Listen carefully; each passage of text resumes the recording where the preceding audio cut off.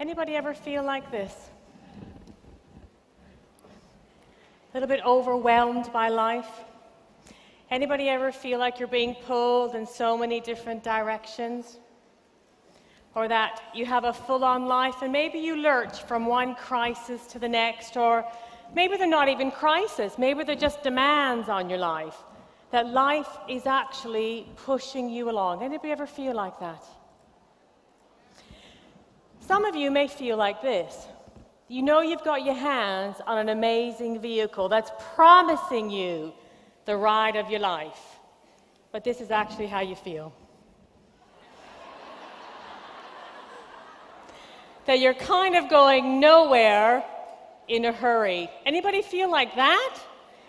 That despite being busy, and despite having an amazing vehicle that's promising you the time of your life, you're kind of going nowhere fast. And I guess what I'm here to share with you is that right now, no matter where you are in your life or in your business, right now, you can change things to go on to really achieve your true potential. You can go on to really excel in your performance. You can go on to achieve the greatest levels of health and physical well-being. You can break through any self-limiting beliefs that you have. Because I believe and I know with my 10.5 years experience with Forever that you can go on to create your ideal life. You know, I believe that there are 5 things, a really simple formula that you can follow to break through wherever it is you are right now and get off that and actually start moving forward. You see, in my 10.5 years with Forever, coming from a corporate life and having had a very successful career, when I started a family 11 years ago, I knew I wanted a different life.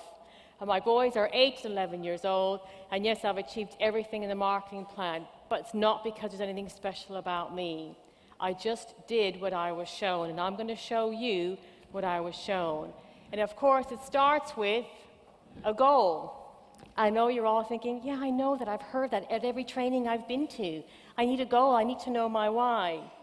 But listen, if you felt like you're going nowhere fast, you need to revisit your goal.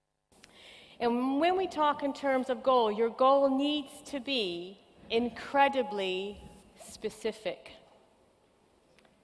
And what I've observed is people don't take the time to identify what their really specific goals are. Let me give you an example. If you wanted to phone me or send me an email, if you just randomly picked up your phone and dialed or pressed a bunch of numbers, would you reach me? No. So if all you've got in your head is, I want more holidays, does that guarantee you end up in Hawaii next year? Which means if you haven't taken the time to specifically put down where it is you want to go on holiday, if you ended up at Butlins and Blackpool, would that be okay? No, would it? No, and yet, why is it people say all the time, I want more holidays, I want a new car, I want more time. They don't achieve those things, and I believe it's because they're not being specific enough. Have you taken the time to sit down and identify if you want more time?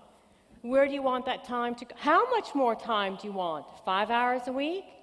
10 hours a week? 20 hours a week? What will you do with that extra time? How much of that is going to be dedicated to your children, your elderly parents, playing golf? Whatever your thing is, racing cars. Because if you haven't taken the time to get to that level of details, you're selling yourself short. It would be just like picking up the phone, punching a bunch of random numbers, and expecting to get Jane on the phone. It's not going to happen.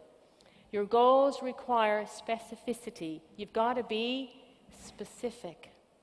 And that's a step most people jump straight over. Now, like me, most of us, when we start with Forever, have never been encouraged to get that specific about our goals, have we? So it can be a new process for us to follow. And a great book that will help you just break through and get you comfortable with learning how to think and put yourself and your goals first is Jim Rohn's 7 Strategies for Wealth and Happiness. If you don't have that, I would encourage you to get a copy today and take it away and start to feed your mind to help you get specific about what you want. Now, getting specific is important, but it's not enough. What I've learned is you need you're going to love this next picture. Look at this.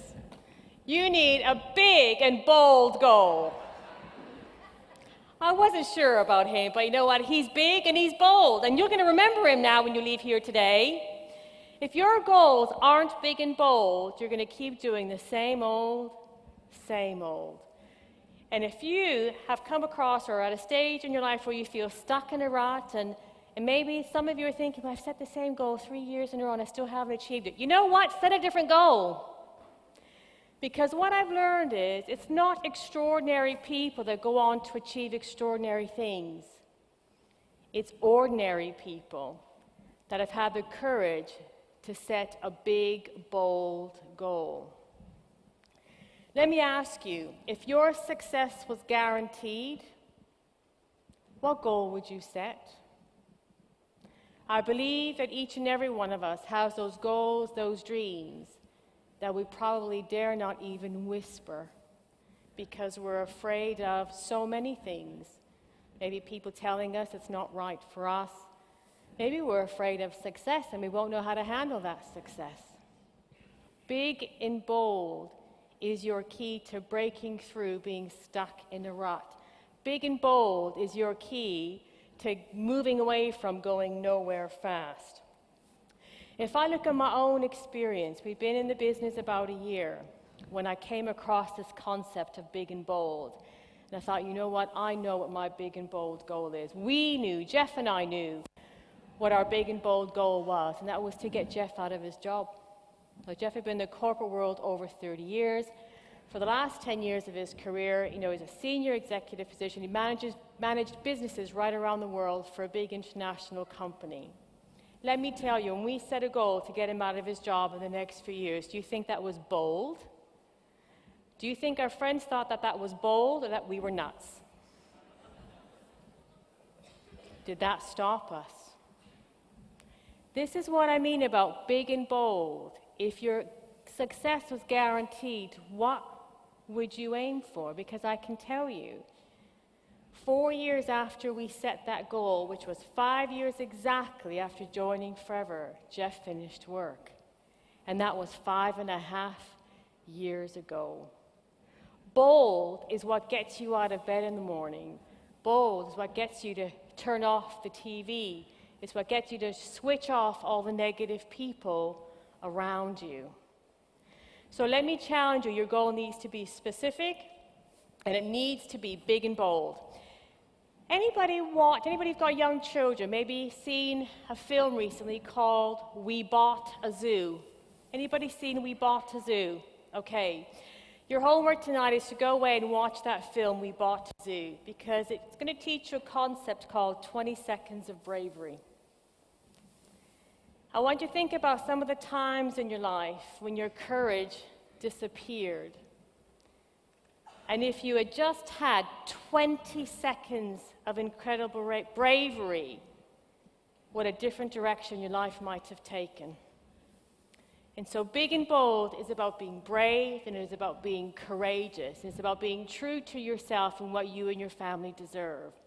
So We Bought a Zoo, 20 seconds of incredible bravery, and you can change the direction that your life is going in.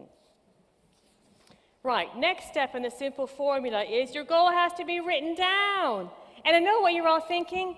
I know what I want. It's all in my head. And I know you're thinking that because I thought it, and probably everybody else who stood across the stage has thought it too. I know what I want. It's all in here. Listen, listen to this little phrase I've got. While blessed with permanent memory, our memory is cursed with lousy recall. So avoid the temptation to be cute and write it down. That's it. And I'm going to quote you some research. You've all heard it before, but you know what? I would bet my house that not everybody in this room has their goals written down. Am I right? So this next bit of research is worth repeating. Listen.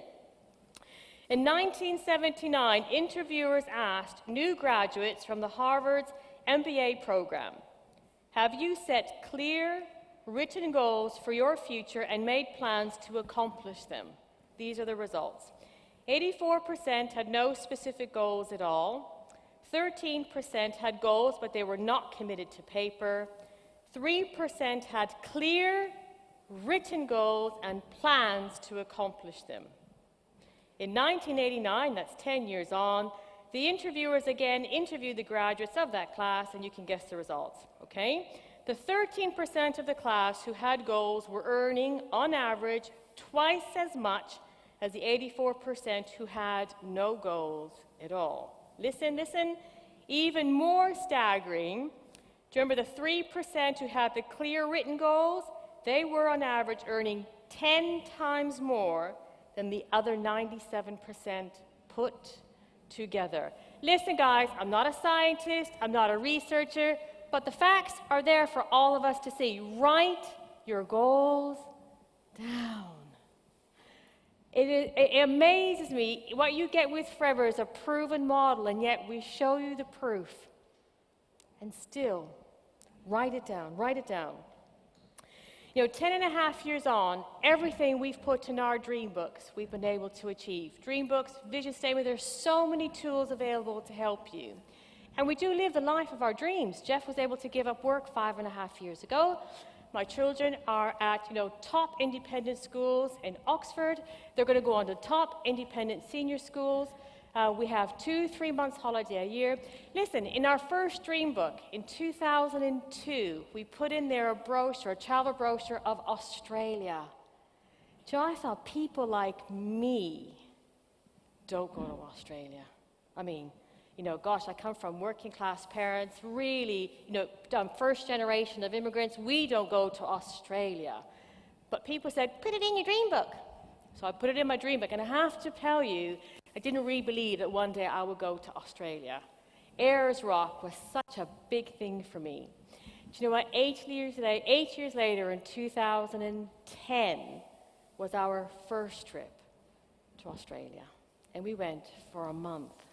And you know what? Because that brochure was still in our dream book, funny enough, we've just come back from Australia. Do you know, I've learned, careful what you wish for, because you know what? You're going to get it. So why not wish for something that's meaningful and that helps you achieve your true dreams and goals? So for us, everything we've put in, we've achieved, and I know I'm very careful now about what goes in that book, because I know that's where our life is going to head towards. Right. Next process is create. Next step in the process is create discomfort. If you're stuck in a rut, it's because you're playing it safe. And listen, I'm just like you. I don't like change very well. I hate stepping out of my comfort zone. I'd much rather stay in where it's nice and warm and fuzzy. I know that about myself, so I know how hard it is to step outside. But what I've learned is not just in Forever, but in all walks of life. Every person who has ever really achieved great success, it's because they have formed the habit of doing the things that other people just don't like to do. There is no shortcut for lasting success. You've got to step out of your comfort zone. And the more we evolve into what I call the microwave society, today we live in a world where we place such a high value on speed and instant results. Well, the more society goes that way, I believe the more harm we do to ourselves, because true success does not come like that. It comes from hard work, and it comes from sacrifice, and it comes from learning from mistakes, and all of that happens outside of your comfort zone.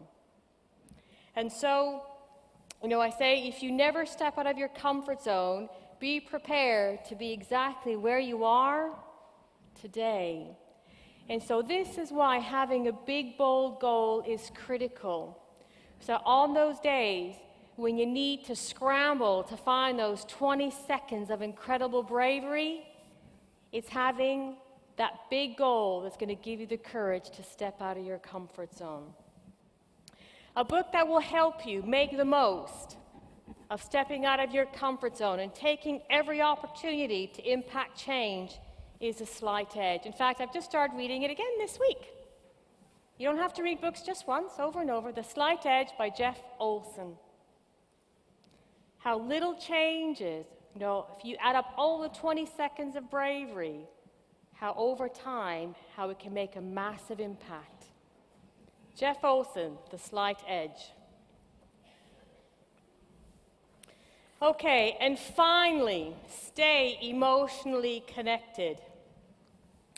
For me, all the steps up until now are great, but this is the one that's going to keep you on the path to success.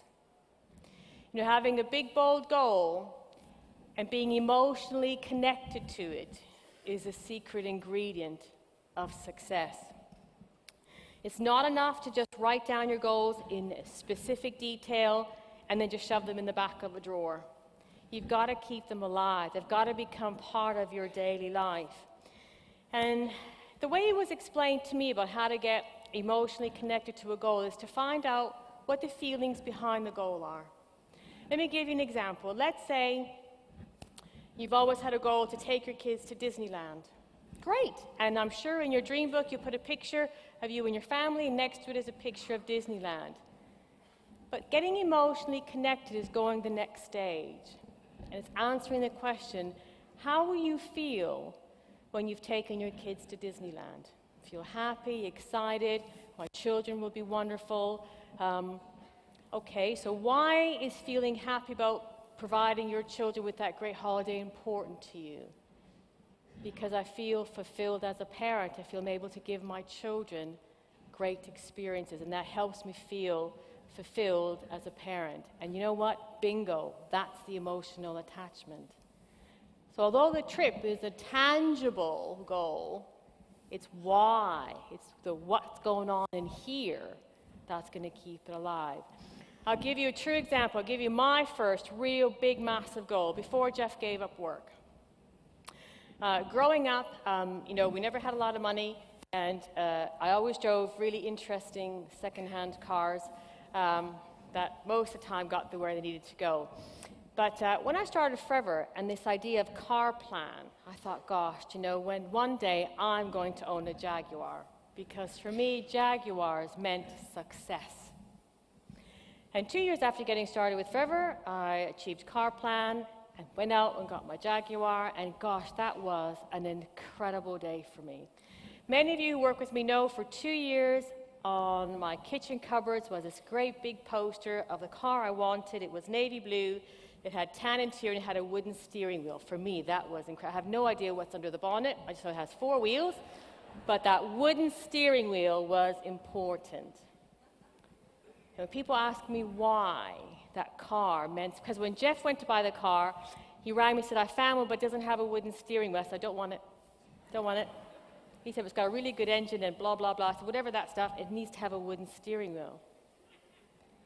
And why is because that was the image of achievement for me.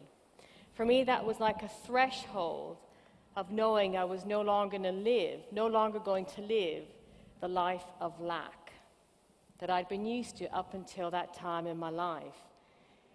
Getting that car was not about the car. It could have been anything, really, but it was about walking through a door of the next phase of my life, which was a life I was going to create. Does that make sense to you? When you set your big and bold goals, are you taking time to connect with them emotionally? Because you see, I was willing to do whatever it took to get on car plan because I knew how achieving that, buying that car, what it was going to mean for me. Now, I've driven that car till its death. Nearly a year ago, I hit a deer on the motorway with that car, and I wrecked the car, but you know what? I haven't been able to part with it. It's still on my drive. Do you know why? My friends think I'm nuts. And that's okay. That wouldn't be the first time they think I'm nuts. Because every time I walk by that car, I think, you know what? If I can achieve that, anything is possible. Because people like me don't drive cars like that. What is going to get you out of bed half an hour earlier? Keep you up half an hour later. Switch the TV off. What's going to be big and bold? How are you going to keep your big, bold goal alive? I've been working on a goal the last couple of years. It's a big goal. And it's easy to get distracted when you're working on a long-term goal, isn't it? And a friend of mine a few months ago said, I bought you a key ring. This means nothing to nobody here. That's okay, it's an example. She bought me a key ring, and she said, each time, she said a few words to me, are quite personal, but each time you pick this up, it's going to bring it back right here. And you know what? How many times do you pick up your keys every day? I pick mine up loads, and every time I pick it up, it focuses me on that long-term goal I'm working towards. I'm serious about my big, bold goals, but they don't always happen instantly, do they? And how easy is it to get distracted? So how are you going to keep your goals alive? What's your prompt? Big and bold, and stay emotionally attached. I've given you a simple formula, and you know it's not just me who's achieved great success and has turned their life in the direction they wanted to go by following this formula. I've had the great pleasure of working with some amazing people, cross-line, up-line, and also some amazing people in my team. And I thought it would be inspiring to hear from a couple of people who, in their own way, have, without probably realizing it, followed this simple system and what it's helped them to achieve. And so I'd like you to help me give a warm welcome to our first speaker, who is someone I've had the great privilege of working with for some time. Someone who's got a great vision and has really stepped out of their comfort zone, had a great big and bold goal, and has stayed connected, and she's got a powerful, listen, if you don't go away inspired, I don't know. Listen, can you help me give a warm welcome to an amazing lady, Kay Montandon, Eagle Manager, Kay Montandon.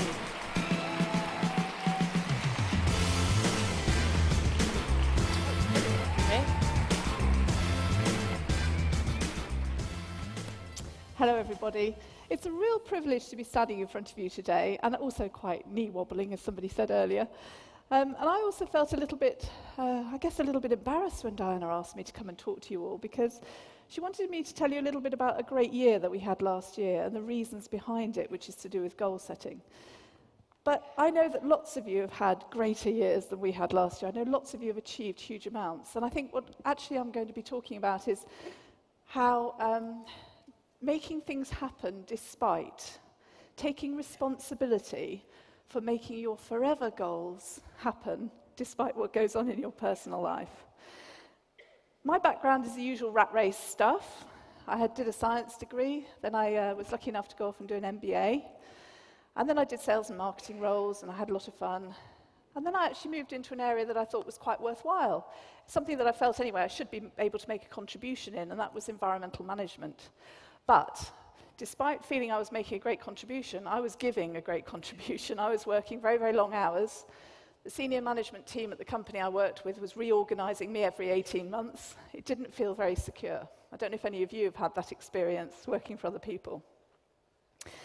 I then started a family, and I discovered that you can't park a baby without there being some emotional feedback on yourself.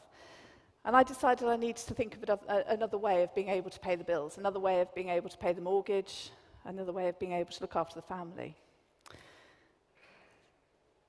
I found Diana's name, actually, in a little magazine, a magazine I'd never picked up before, and I've never picked up since, so I think it was fate. And I rang her, and I had absolutely no idea what she was talking about. She actually did an important little point to this, actually, that she gave me a CD-ROM. So that was a while ago. This was a few years ago. I put the CD-ROM in my computer, and I didn't realize that you had to turn the sound on. So I was watching all these people looking very happy, extremely healthy, and doing all of this. She rang me back after one of her many famous holidays and said, "So what did you think?" I said, "I've no idea." She said, well, you need to come to Warwick then to our business presentation. Okay, so I did. I now have 2 children, thank you to Forever, because I'm able to work around my children, not fit my children around my job. And they are the reason for why I do this wacky, wonderful business. Now, I'm sure, well, I hope anyway, that I'm not the only person that sometimes waits for the perfect conditions before they decide they're going to achieve one of their goals. I think I must have spent quite a lot of time waiting for the perfect people to arrive in my business before I could go supervisor. Does that ring any bells with anybody?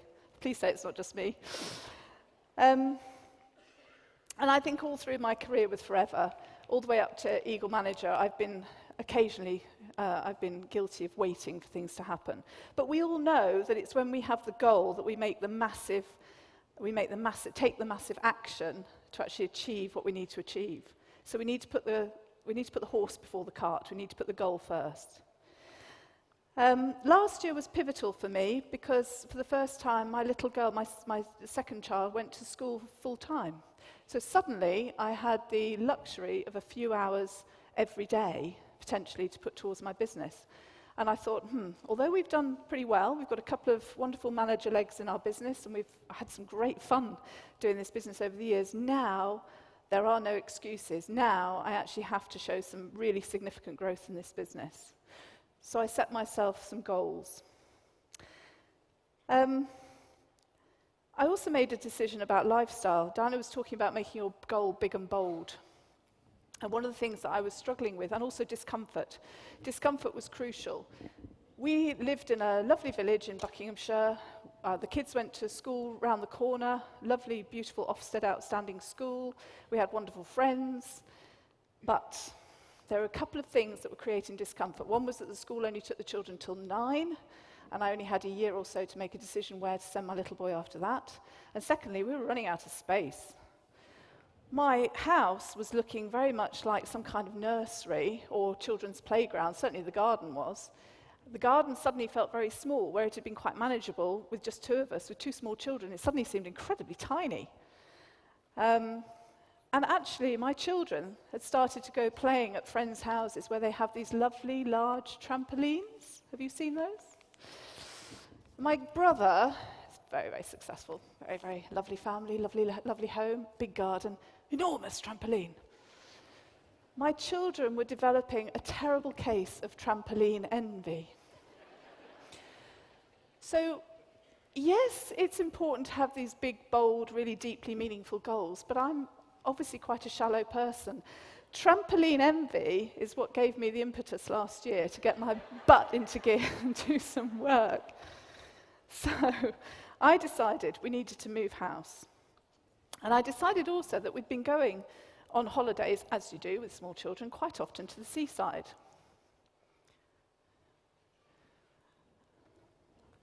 And living in Buckinghamshire, I think it's the shortest distance to the seaside is about 3.5 hours. So we couldn't be further away from the seaside. And I suddenly had this thought, what if not only just moved to a slightly bigger house with a garden and maybe a trampoline, if we really push the boat out, maybe we could live by the seaside.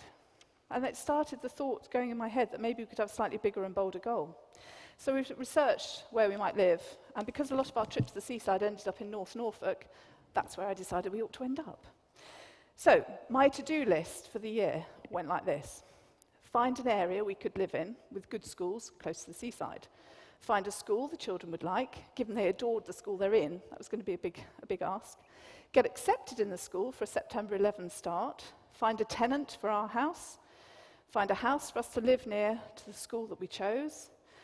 Do up a rental house that we owned, which had been trashed by squatters, so that my husband could live in that during the week, so he could come and see us at weekends. It just gets really complicated, doesn't it? Buy an enormous trampoline. And last on the list, grow a Forever business to pay for it. And while I was doing all of this, I was putting in place a massive prospecting and recruitment drive, and I was doing on average about 10 one-to-ones a week, which probably isn't a lot to most of you, but to me it felt, in comparison to what I've been doing before, that did feel like massive action.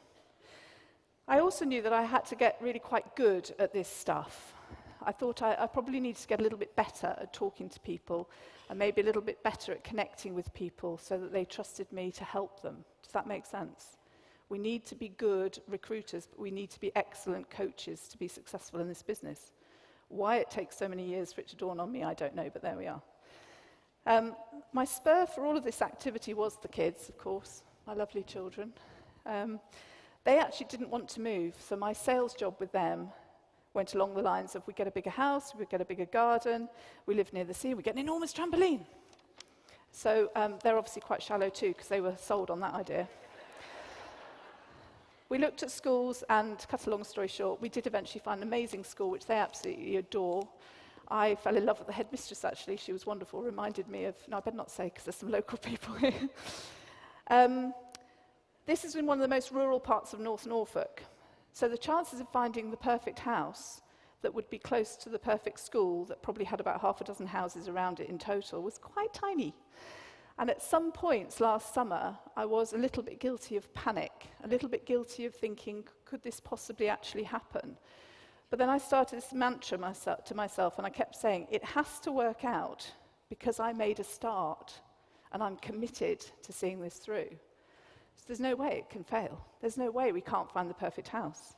And you know, we got the keys for the perfect house the day before the removals van turned up at our house. Talk about cutting it fine.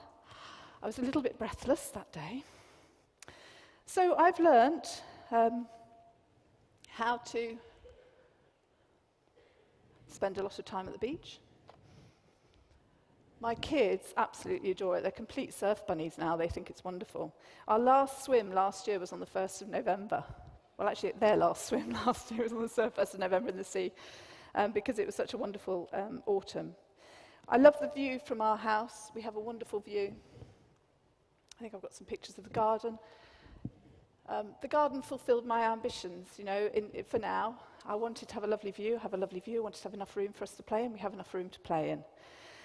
The results for my business, because this is the important thing, this is what drove me, but what did we actually do? Well, in the year, I recruited 24 people.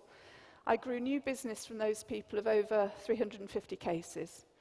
Our remaining open business grew as well, and I'm so, so proud of the fact that, hopefully it'll come up, or we got Eagle Manager. I'm not proud of that bit. It's pretty good, but the bit I'm really proud of is Katie and Jim Bridge, because they got Eagle Manager too. We had such a nice time in Budapest. Sorry. It was great. Anyway, back to shallow, because do you know, we also bought a bloody big trampoline. It's 14 foot across, because I have a challenge with sizes. I didn't know that was so big. 14-foot trampoline. We can get hundreds of kids on there. It's fantastic. And it fits really nicely in the garden. But I just wanted to hopefully inspire in you a little bit that whatever you want to achieve, no matter how crazy the plan, you can do it. Anybody can do it. Just have a go. But put in some determination, some hard work, and just see what happens. Thank you very much. Thank you. So, big, bold. Kay was clearly emotionally attached, and what really stands out for me, she didn't wait for things to be perfect. The goal and her emotional attachment to it drove her daily activities. She started it and was committed to finishing it, and that's because it was big and bold, and she just, I think Kay, her favorite phrase is, I just got to keep my nerve. Write that down. Now, I'm working with someone else on my team who's an amazing woman, and next to my own dream book, this woman's dream book is my favorite, I have to say. And the first time she took me through a dream book, I found myself getting emotionally involved in this vision. And it is very, very special. I just wanted you to get a sense of how powerful some of these goals, some of these tools are to help you break through the inertia and really keep you focused on the road to success. And this woman has gone on to achieve some amazing things as well. So can you help me give a warm welcome to the amazing, incredible Sarah Montgomery?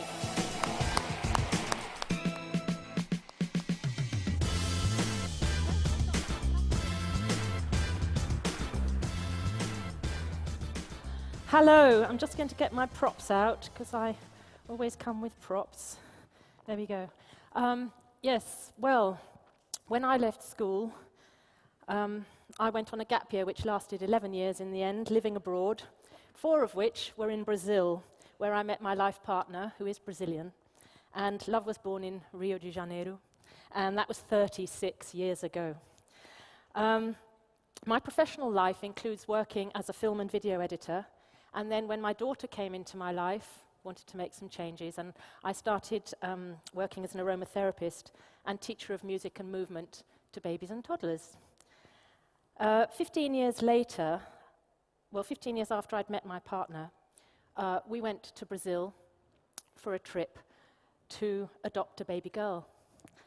And that was after 6 years of trying for a baby. I will never forget the day that she was put into my arms with the words, "É sua," she's yours. It makes me very emotional, 21 years later. I joined Forever in 2005 because my pension looked absolute rubbish. And I'd spent all my money traveling, which I don't regret, because I've had a fantastic life with lots of experiences and I have wonderful memories of that. But I didn't want to live a life of poverty once I was expected to retire. I started retailing like fury and went to supervisor quite quickly. And I was just kind of bumbling along, randomly prospecting. I think in my first year only had 7 team members in total. But I went to all the trainings. Within a few months of being a part of this company, I was introduced to the idea of vision boards and dream books, which I totally ignored. We were given this homework to go off and buy some magazines and stick pictures in a book of what we wanted our lives to look like and so on and so forth. So I did go into the newsagents, and I did buy the only magazine I wanted to buy called Travel, and reluctantly parted with £3 for this glossy magazine, but it was mostly resorts and package tours and all things that really said nothing to me. So I'm here today to show you some of the tools which have helped me on my way, and ultimately even some pictures from a glossy magazine. First is my phone. 2 phones ago, I was still looking in the manual, trying to work out how to set the date and the time, when my daughter, who was about 15 then, just picked it up and took some moving footage of herself, which ended in the words, "I love you, Mummy." One day when I was sitting in the car, because I'd been let down, I was crying, and I just took out my phone, which now has a Brazilian flag on it, can you see? And it just really made me know that I had to just keep going, because I was a mum and she was my daughter. So don't underestimate the power of moving footage on your phone. You may have photos on it, but I, in my last trip to Brazil, actually took photos of the waves of the Atlantic Ocean. I just stood on the beach like that and just took a minute of those waves just coming with that fantastic horizon, and that inspires me. The next thing I did, also a bit reluctantly, was to make a dream board, or should I say a dream sheet. It has 2 photographs on it. My daughter here, dancing. She's wanted to be a dance artist ever since she knew she had to be something at about 6. She's jumping, and this is a tropical beach, which for me said Brazil. So it was my daughter and Brazil. I stuck this above my desk, and I discovered that over time, it actually helped me do what I needed to do in the business. So I would look at it and I would think, if I don't pick up the phone and make those calls, I'm actually not going to get there, and I'm not going to be able to nurture my daughter's career as a dance artist. And so although I was a bit kind of, just thinking, well, that'll do, done my homework, stick it up above the desk, I began to understand the power of having things written down in pictures. About 2 years into the business, we then went to a trip to Brazil. I was an assistant manager by then. And this trip combined going to Brazil with a dance festival in which my daughter was taking part. And this trip really helped me to develop, expand, and ultimately connect to my why. I found a book, a beautiful book, which is one of those 360-degree pictures of the city where we want to live, or want to live near. You see how blue everything is in this book? This really inspired me, and so when I got back, I was able to use this book to work on my dream book, which I'll be showing you a little bit about later. But what happened on that trip was this kind of realization that, yes, this is where I want to live. I want to spend more time here. I just love the way I feel when I'm there. I love the people. I love all sorts of things about it. And so I was really experiencing my dream in a very different way, although I'd already spent lots of time in Brazil and many trips over there. Within about 5 months of doing my dream book, I actually went to manager. So I think that is quite relevant to the power of having these images around me. Now, the first time I qualified for anything in this company was an Achievers Day, and Jane was there, and she was talking about designing our lives and our futures, and she talked about seeing your life as a blank canvas, and she suggested we all might just get painting. And so I did. I created a journal, which I've called Blank Canvas. This was about now 4 years ago or so. And I've put, things in it that are important to me, things in it, photographs of my daughter. Here, a chart, getting some case credits, 10 cc's a block when I was going for 600 case credits in the year that I went manager. I scanned that and emailed it out to the team, and it helped everybody. But mostly this journal is kind of a record of my achievements, both personal and business achievements. And the importance of this journal for me and why those things are in it is because it's really helped me develop my self-image. It was 4 years into this business before I really thought to myself, I can do this business. I just kept going. So my self-image, my self-esteem, and ultimately my self-belief is very much secured, confirmed, when I look and think, well, I have achieved things, I did that last year, and so on. Now, the other little tool that I use are these cards, they're called Power Thought cards, and for many days, I used to just take out these, and actually for a long time, I'd take out one card every day, and now I do it a bit less often, and I'd give them a shuffle, close my eyes, just see which one I was going to take out for the morning. Once I took out the same one 3 days running. Can you imagine? I think I was being told something then. And here is the one I've taken out today. It says, the past is over. This helps motivate me. Any of these cards helps me, and I stick it above my desk, where incidentally I have a huge clock to remind me that time is passing. The truth is, I bought this big clock, and there was no room in the flat to put it on the wall. So I thought, right, well, I'll put it above my desk. Tick-tock. Time is passing. Now then, before I show you my dream book, I'd just like to share a quote from Jim Rohn's CD, The Power of Ambition. And he says, dreams are a projection of the kind of life we want to lead. Dreams can drive you. Dreams can make you skip over obstacles. When we allow our dreams to pull us, they unleash a creative force that can overpower everything in our way. To unleash this power, though, your dreams must be well defined. A fuzzy future has little pull power. Well-defined dreams are not fuzzy. Wishes are fuzzy. To really achieve your dreams, to really have your future plans pull you, your dreams must be vivid. Now, my dream book, which I got to work on as soon as I came back from Brazil in August 2007, has been really instrumental in getting me emotionally connected to the kind of life I want to lead, in driving me in my business, in helping me get over obstacles. It really has made my future less fuzzy. So here's my book. You can have the first slide. Do I have to do that? Should I press this thing here? Sorry. Here's my dream book.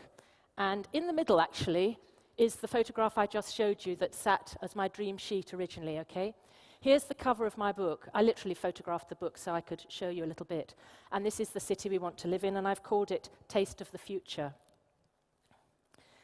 The first page is up there on the right-hand side, my partner and my daughter, her dancing, lying in the hammock, and another of the dances that she did in the bottom right-hand corner.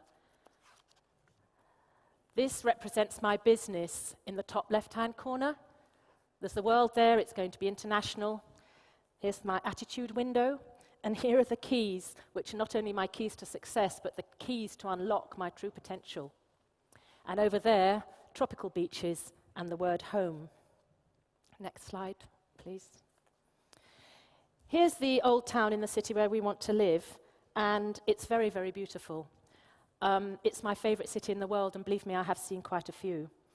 And here, my partner, with his linguist hat on, was asked to write something about why you should learn Brazilian Portuguese. And he says, add samba, carnival, and a wonderful natural happiness to your life. Learn how to smile. Learn the melodious Brazilian Portuguese, the language of the people with no doubts about the meaning of life. You are here on earth to be happy. And I cut that out of the magazine in which it was printed and put that in my book too.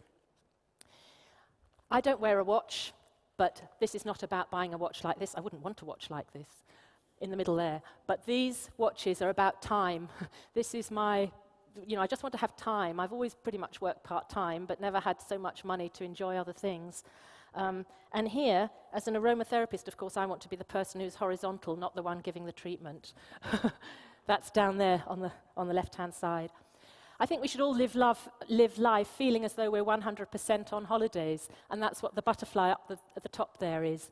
And on the right-hand side, you can see both Brazilian and sterling currency, and that for me is just to have the money that I need so that I don't have to say I can't afford it.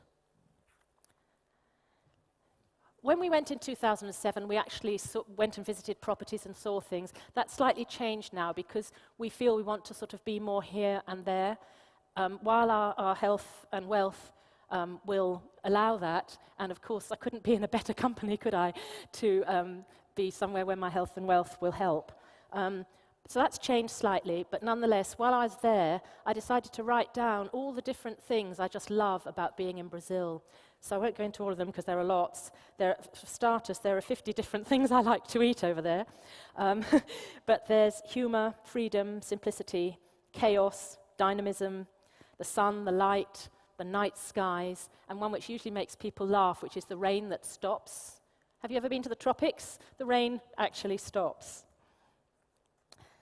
What else? A place where you always need to wear sunglasses. Family, all the things we do on our trips there, and the extended family, which I really love to tap in. Me and my daughter on that same trip. I think there's another slide coming up. Yeah. Me and my daughter on that same trip there, and that was the 2007 trip, the things that we did, the house that we saw, and so on. Here's a laptop, and actually in 2008, shortly after I'd got this book, there was a London incentive, and the first prize was a laptop, and guess what? I won the London incentive and got my laptop. So you see, dreams do come true. Now, performance. This is one of the last pages. My daughter, as I've said, is a dancer, and up on the top right-hand side there, you'll see performance. And at the bottom is the seating plan of Sadler's Wells. We've been going there a lot over the last 10 years. But we usually have to get tickets up at the back, where they're cheap at the top, and take binoculars. That's what we do. But now, you can't quite see it in this picture, but there are 3 little dots quite near the beginning. Should be 2, I guess, because my goal and my daughter's goal is that when she's dancing on the Sadler's Wells stage, we won't be up the back at the top. We'll be sitting in the first few rows of the theatre. So what that's helped me with generally for my business is to really stay on course and press on, because I've got it written down in pictures, but it's just so alive in my head. And Diana will tell you, whenever I look at this book, I just get so excited. If I'm not sounding especially excited today, it's probably because I'm a bit nervous. But as I've said, I went to manager, got the laptop, and then it really kind of got me into gear. So in 2010, I sponsored 29 people. In 2011, I also sponsored 29 new assistant supervisors, did the second level of European Rally and Eagle Manager. And this year I'm on track, and did over 350 new business last year. And I'm on track this year for a goal of 36 new assistant supervisors. So you could say I am no longer bumbling along. And I think what's helped me to stop bumbling is the Dream Book. I'd just like to finish with one more quote, again from Jim Rohn's CD, the power of ambition. And he was talking about pioneers, crossing from the East Coast to the West Coast. And, how did they do it? And he says they did it on foot, carrying everything month after month. These people had dreams, big ones. They didn't focus on the hardship of getting up the mountain. In their minds, they were already on the other side. Thank you.